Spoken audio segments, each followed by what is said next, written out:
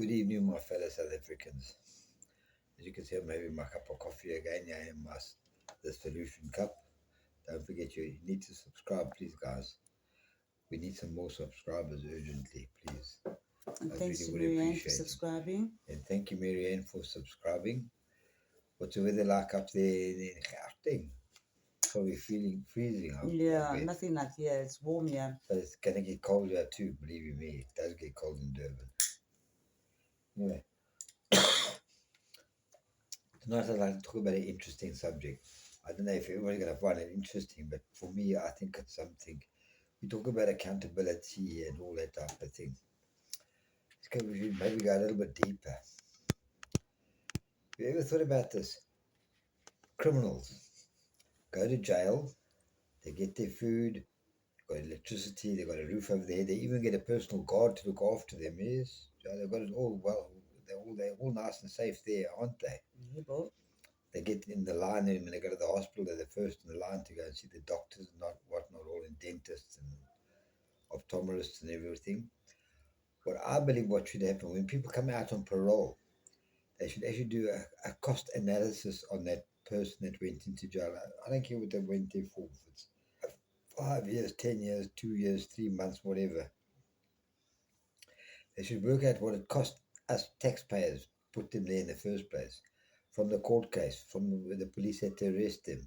All that must be put together, and their time and their wonderful stay there in these hotels, what they call a jail in this country. They must pay for that. So they come out, they get registered by the tax man, and then those people, when they get a job, as soon as their tax number comes up, they say, I know who you are. You were in jail. You were a criminal. Right, come here. First of all, there's no more tax rebates ever again for you because you cost the country a lot of money. So you can never, ever get a tax rebate. Tough luck. That's number one. Number two, they must start paying back. In other words, once he gets a job, from his salary, he must come back so he can pay for his stay there in jail. All the time he was eating that nice, lovely food they get to the Kentucky and whatever else they get That they fed brag there, about. which they're always bragging about, and their free electricity. Remember, when the lights go out, their lights don't go out. They've got hot water, they've got electricity, everything's happening in the jail. They're all well protected, they're safe, they're well kept. So they must start paying for that. For us to go to the hotel, we have to pay if we stay in a hotel. They chose that hotel. We didn't choose it. We didn't choose to break the law. That's why they went in the first place. So they must start now coming and they must pay back for their stay over there. Yeah. What do you think about that? So we can put some more money back into our own country. We can take that money and maybe put it into our health, Departments. the health system. Yeah, the health We system. need extra money for Yeah, the thing over the there. We can look hospitals. after the people better. Yeah, I especially think the hospitals. I'd really like your comments on this one. I'd like to see it add a little bit more. I'm hoping the Minister of Correctional Services is taking note of this. Think about it. Who must fit the bill for locking these characters up, that these very Wonga addicts and whatnot, all that, and these thieves and people Rapists. People are shooting and carrying on like lunatics. Murderers. Those people must pay for their keep there when they're in jail. They must pay them when they come out. They must go get a job and they must pay back what they owe. Why should we foot the bill?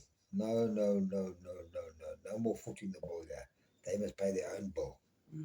When somebody comes to Durban here on holiday, what they expect me now is, because I live in Durban, I must pay for the holiday maker's accommodation. No, it doesn't work like that.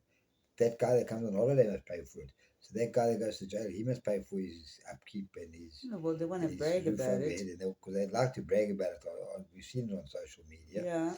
How they brag how well they were so well kept there, in these so-called establishments. And the wardens are also involved. Think about this nicely.